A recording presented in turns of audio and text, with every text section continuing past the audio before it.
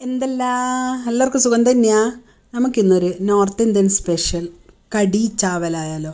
ഇതിന് പ്രത്യേകിച്ച് കഷ്ണങ്ങളൊന്നും ആവശ്യമില്ല. അപ്പോൾ കുറച്ച് തൈരും കടലമാവും ഉണ്ടെങ്കിൽ പെട്ടെന്ന് ഉണ്ടാക്കിയെടുക്കാം. അപ്പോൾ ഇത് നല്ലൊരു കറിയാണ് കേട്ടോ. അധികം അരക്കണ്ട, കഷ്ടപ്പെടേണ്ട ഒരു കാര്യമില്ല. 10 മിനിറ്റ് കൊണ്ട് ഉണ്ടാക്കിയെടുക്കാം. അപ്പോൾ ഇതെങ്ങനെയാണ് ഉണ്ടാക്കുന്നത് നോക്കാം. അതിനായിട്ട് ഒരു അരക്കപ്പ് കടലമാവ് എടുത്തൊരു പാത്രത്തിലിട്ട് വെച്ചിട്ടുണ്ട്. അതിലേക്ക് 1 കപ്പ് തൈരും ഒഴിച്ചിട്ട് പിന്നെ ഒരു 1/2 ടീസ്പൂൺ മഞ്ഞൾപ്പൊടി ഇട്ട് കൊടുക്കുന്നുണ്ട്. പിന്നെ ഒരു ടീസ്പൂൺ മുളക് പൊടി, 1 ടീസ്പൂൺ മഞ്ഞൾപ്പൊടി, 1 ടീസ്പൂൺ മുളക് പൊടി. മുളക് പൊടി നിങ്ങൾക്ക് വേണമെങ്കിൽ കൂടുതൽ ചേർക്കാം കേട്ടോ. എരിവ് കൂടുതൽ വേണ്ടവർക്ക് എനിക്ക് അത്രയും എരിവ് വേണ്ടു, അതുകൊണ്ടാണ് 1 ടീസ്പൂണിൽ ഒതുക്കിയത്. പിന്നെ ഈ സമയത്ത് തന്നെ ഇതിൽ നമ്മൾ 2 കപ്പ് വെള്ളം ഒഴിക്കുന്നുണ്ട്. വെള്ളം ഒഴിച്ച് സ്പൂണ് വെച്ചിട്ടൊന്ന് കലക്കിയെടുക്കാം. സ്പൂണ് കൊണ്ട് കലക്കിയാൽ അത്ര വേഗം കലങ്ങൂല, അതുകൊണ്ട് ഞാൻ ഇതൊന്ന് വിസ്ക് വെച്ച് കലക്കുന്നേ. വിസ്ക് വെച്ചിട്ടോ കൈ കൊണ്ടോ കലക്കിയെടുക്കാം. ഈ സമയത്ത് തന്നെ ഉപ്പ് ചേർത്തോളി. ഞാൻ ഉപ്പ് ചേർക്കുന്ന വീഡിയോ എങ്ങനെയോ വിട്ടുപോയി.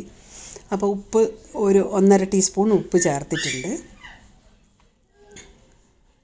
ഒരു താളിപ്പ് ഉണ്ടാക്കാൻ വേണ്ടിയിട്ട് ഒരു ചീനച്ചട്ടി അടുപ്പത്ത് വെച്ചിട്ട് അതിലേക്ക് 1 ടീസ്പൂൺ ഓയിലും 1/2 ടീസ്പൂൺ കടുക് ഇട്ട് കൊടുത്തിട്ടുണ്ട്. കടുക് ഒന്ന് പൊട്ടിക്കൊണ്ടിരിക്കുമ്പോൾ ഒരു 1/4 ടീസ്പൂൺ ഉലുവയും ഇട്ടിട്ടുണ്ട്. അത് നല്ലോണം ഒന്ന് പൊട്ടി വരട്ടെ. പൊട്ടി വരുമ്പോൾ നമ്മൾ 2 പിഞ്ച് പെരുങ്കായം ഇട്ട് കൊടുത്തിട്ടുണ്ട്. 2 മുളകും 2 കറിവേപ്പിലയും കൂടി ഇട്ട് കൊടുത്തിട്ട് നല്ലോണം ഇതൊന്ന് മൊരിഞ്ഞ് വരട്ടെ. കറിവേപ്പിലയും മുളകും എല്ലാം നല്ലോണം ഒന്ന് മൊരിഞ്ഞ് വന്നതിന് ശേഷം നമ്മൾ ഈ കലക്കി വെച്ച തൈര്, വെള്ളം, മഞ്ഞൾ, കടലമാവ്, മഞ്ഞൾ, ഉപ്പ്, മുളക് എല്ലാം കൂടി മിക്സ് ചെയ്ത് വെച്ചിട്ടുണ്ടല്ലോ, ആ മിശ്രിതം ഇതിലേക്ക് ഒഴിച്ചു കൊടുക്കാം. ഒഴിച്ചിട്ട് നല്ല ഹൈ ഫ്ലെയിമിലിട്ടിട്ട് നല്ലോണം, ഞാൻ കുറച്ചുകൂടി വെള്ളം ഒഴിച്ചെടുത്തിട്ടുണ്ട്. ഒരു 1/2 കപ്പും കൂടി പിന്നെയും ഒഴിച്ചു കൊടുത്തിട്ടുണ്ട്. കാരണം ഇത് നല്ലോണം തിളക്കണം. തിളച്ച് നമ്മൾ പറയും ഈ തൈര് അടുപ്പത്ത് വെച്ച് തിളക്കുവാൻ പാടില്ല. ഇത് നല്ല അസലായിട്ട് തിളക്കും കേട്ടോ. തിളച്ച് വറ്റി വരുന്നുണ്ട്, കണ്ടില്ലേ? ഇതുപോലെ ഒന്ന് വറ്റി നല്ലൊരു കൊഴുത്തൊരു കറിയായി വരും. ഈ കറി നമുക്കിനി സർവിങ് ബൗളിലേക്ക് മാറ്റാം. ഇത്രയേ ഉള്ളൂ.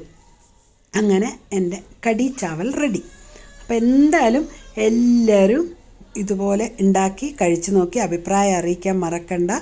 അടുത്ത ആഴ്ച പുതിയ ഒരു വീഡിയോയുമായിട്ട് കാണുന്നത് വരെ എല്ലാവർക്കും താങ്ക് യു.